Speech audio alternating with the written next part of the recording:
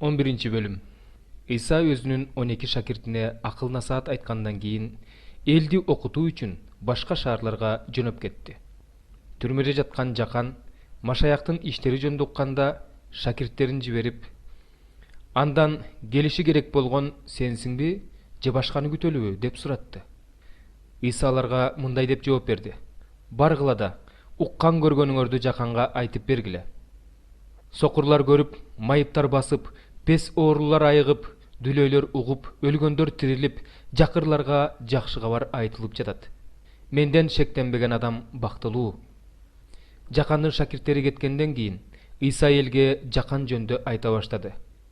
Ээн талага эмне көргөнү бардыңар эле? Желге ыргалган камыштыбы? Дегисилер эмнени көргөнү бардыңар эле?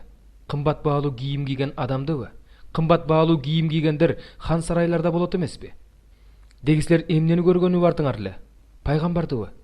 Силерге айтып коеюн, ал пайгамбардан да чоң. Анткени мына, мен сенин алдыңдан өзүмдүн периштемди жиберип жатам. Ал сенин алдыңдагы жолуңду даярдайт деген сөз ошол жөнүндө жазылган болчу.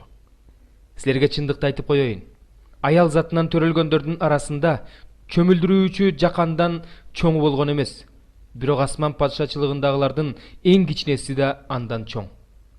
Чөмүлдүрүүчү Жакандын убагынан ушул убакка чейин асман падышачылыгы күч менен алынып келе жатат. Ага күч жумшагандар ээ болушат. Анткени пайгамбарлардын китептеринде жана мыйзамда Жаканга чейин эле алдын ала айтылып келген. Эгерде кабыл алгыңар келсе, келиши керек болгон Илияс ошол. Кимдин кулагы бар болсо, ал уксун. Бул муунду кимге окшоштурсам экен?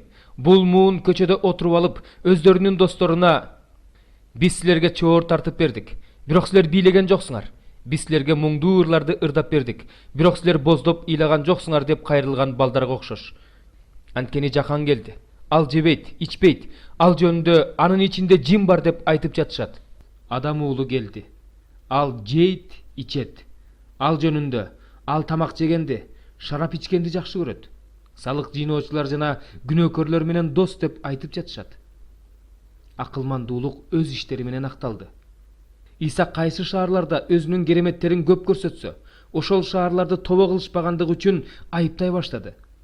Харазин, сага кайгы. Бетсайыда, сага кайгы.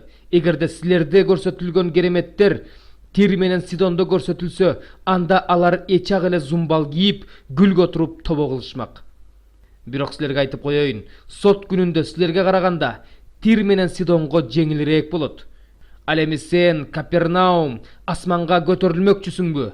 Сен өлгөндөр жаткан жайга чейин төмөн түшөсүң. Эгерде сенде көрсөтүлгөн кереметтер Содомдо көрсөтүлгөн болсо, анда ал бүгүнкү күнгө чейин бар болмок. Бирок силерге айтып коеюн, сот күнүндө бул шаарга караганда Содомго жеңилирээк болот. Ыйса сөзүн андан ары улантып мындай деди: Ата, асман менен жердин теңири, муну даанышмандар менен акылмандардан жашырып, наристелерге ачып бергениң үчүн сени даңктайм. Ооба ата, анткени сенин тилегиң ушундай болчу. Мага бардыгын атам берген. Уулду атадан башка эч ким билбейт. Атаны уулдан башка жана уул кимдерге ачып бергиси келсе, ошол адамдардан башка эч ким билбейт. Чарчап чаалыккандар жана түйшүк тарткандар, баарыңар мага келгиле. Мен силерге тынчтык берем. Менин моюнтуругумду алып, менден үйрөнгүлө. Анткени мен жоошмун жана момунмун. Ошондо жаныңарга тынчтык табасыңар. Анткени менин моюнтуругум жакшы, жүгүм жеңил.